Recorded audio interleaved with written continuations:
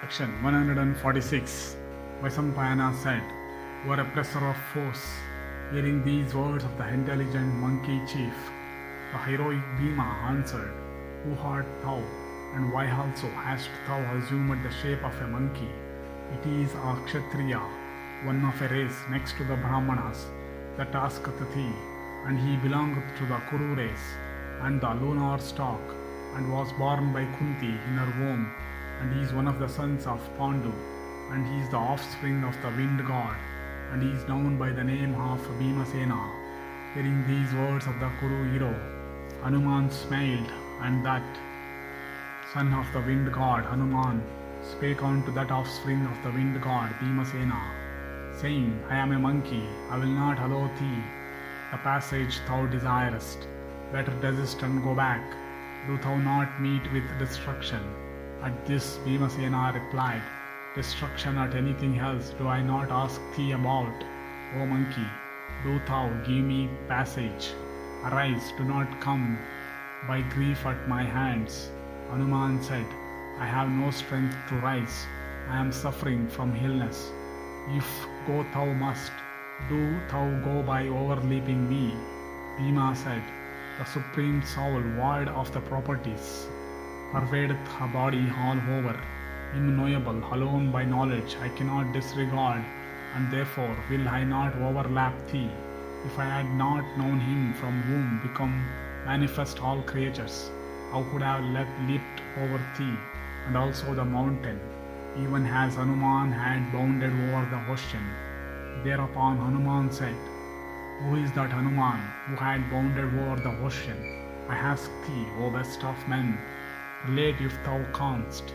Bhima replied, "He is even my brother, excellent with every perfection, and endued with intelligence and strength both of mind and body, and he is the illustrious chief of monkeys, renowned in the Ramayana, and for Rama's queen, that king of the monkeys, even with one leap crossed the ocean, extending over 100 yojanas.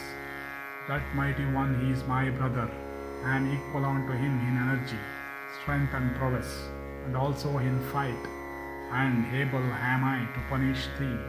So arise, either give me passage, or witness my prowess today. If thou do not listen to my bidding, I shall send thee to the abode of Yama." Vaisampayana continued, "Then knowing him, Bhima, to be intoxicated with strength, and proud of the might of his arms, Hanuman, slighting him at heart, said the following words, "Relent thou, O sinless one, in consequence of age, I have no strength to get up. From pity for me, do thou go, moving aside my tile." Being thus addressed by Hanuman, Bhima, proud of the strength of his arms, took him for one wanting in energy and prowess, and thought within himself, taking fast hold of the tile, "Will I send this monkey destitute of energy and prowess to the region of Yama?" There hurt with a smile, he slightingly took hold of the tile with his left hand, but could not move the tail of that mighty monkey. Then with both arms he pulled it, resembling the pole reared in honor of Indra. Still the mighty Bhima could not raise the tail with both his arms, and his eyebrows were contracted up, and his eyes rolled, and his face was contracted into wrinkles, and his body was covered with sweat, and yet he could not raise it.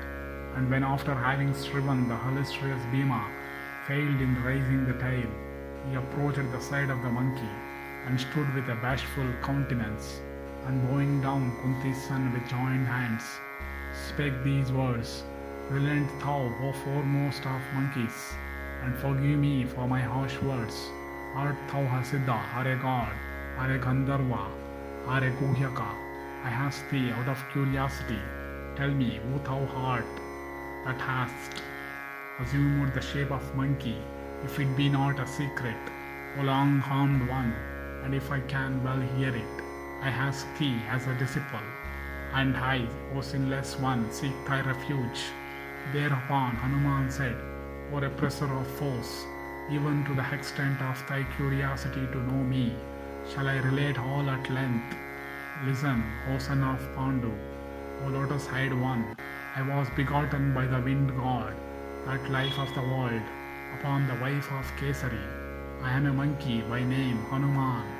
All the mighty monkey kings and monkey chiefs used to wait upon that son Sugriva and that son of Sakra Vali, and who repressor of foes. A friendship subsisted between me and Sugriva, even as between the wind and fire. And for some cause Sugriva, driven out by his brother for a long time, dwelt with me at Rishyamukha. And it came to pass that the mighty son of Dasharatha, the heroic Rama, who is Vishnu's self in the shape of a human being, took his birth in this world, and in company with his queen and brother, taking his bow, that foremost of bowmen, with the view of compassing his father's welfare, began to reside in the Dandaka forest, and from Janasthana, and in company with his queen and brother, taking his bow, that foremost of bowmen, with the view of compassing his father's welfare, began to reside in the Dandaka forest, and from Janasthana, that mighty Rakshasa, monarch, the wicked, Ravana, carried away his Rama's queen by stratagem and force, deceiving, O sinless one, that foremost of men through the agency of a Rakshasa, Marita, who assumed the form of a deer, marked with a gem-like and golden spot. Thus endeth section 146 in the Tirtha-yatra Parva of the Vana Parva.